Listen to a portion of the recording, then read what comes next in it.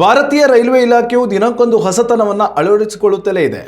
ಇದೀಗ ರೈಲ್ವೆ ಇಲಾಖೆಯಲ್ಲಿ ಹೊಸ ಕ್ರಾಂತಿ ಎಂಬಂತೆ ಭಾರತದ ಪ್ರಪ್ರಥಮ ವಂದೇ ಭಾರತ್ ಸ್ಲೀಪರ್ ರೈಲು ಉದ್ಘಾಟನೆಗೆ ಸಿದ್ಧಗೊಂಡಿದೆ.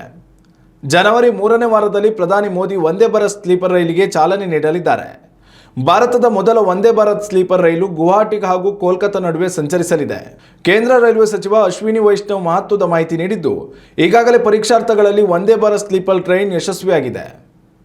ಜನವರಿ 18ರಂದು ರೈಲನ್ನು ಉದ್ಘಾಟಿಸುವ ಬಗ್ಗೆ ಯೋಚನೆ ನಡೆಸಿದೆ. ಮೊದಲ ಹಂತದಲ್ಲಿ 2 ರೈಲುಗಳು ಹಳಿಗೆ ಇಳಿಯಲಿವೆ ಎಂದು ಹೇಳಿದರು. ಎಸಿ ಸ್ಲೀಪರ್ ಪ್ರಯಾಣದ ಅನುಭವ ಸಾಮಾನ್ಯರಿಗೂ ಲಭ್ಯವಾಗಬೇಕು ಎಂಬ ಉದ್ದೇಶದಿಂದ ಕಡಿಮೆ ಟಿಕೆಟ್ ದರ ನಿಗದಿಪಡಿಸಲಾಗಿದೆ. 3600 ರೂಪಾಯಿ ಗರಿಷ್ಠ ದರದಿಂದ 2300 ರೂಪಾಯಿ ಕನಿಷ್ಠ ಟಿಕೆಟ್ ದರ ನಿಗದಿಪಡಿಸಲಾಗಿದೆ. ಆಹಾರ ಸೌಲಭ್ಯವನ್ನು ಈ ಟಿಕೆಟ್ ದರ ಒಳಗೊಂಡಿದೆ. ಇದೇ ಸೌಲಭ್ಯಗಳೊಂದಿಗೆ ಗುವಾಹಟಿಯಿಂದ ಕೋಲ್ಕತ್ತಾಗೆ ವಿಮಾನದಲ್ಲಿ ಪ್ರಯಾಣಿಸಲು ಪ್ರಯಾಣಿಕರು 8000 ರೂಪಾಯಿ ವ್ಯಯಿಸಬೇಕಿತ್ತು. ಆದರೆ ಇದೀಗ ಅತಿ ಕಡಿಮೆ ದರದಲ್ಲಿ ಪ್ರಯಾಣಿಕರು ಐಷಾರಾಮಿ ಸಂಚಾರದ ಅನುಭವ ಪಡೆಯಬಹುದಾಗಿದೆ. ಉತ್ತಮ ಸಂಸ್ಕಾರಯುತ ಶಿಕ್ಷಣದೊಂದಿಗೆ VSS English medium CBSE school Udupi Muddur.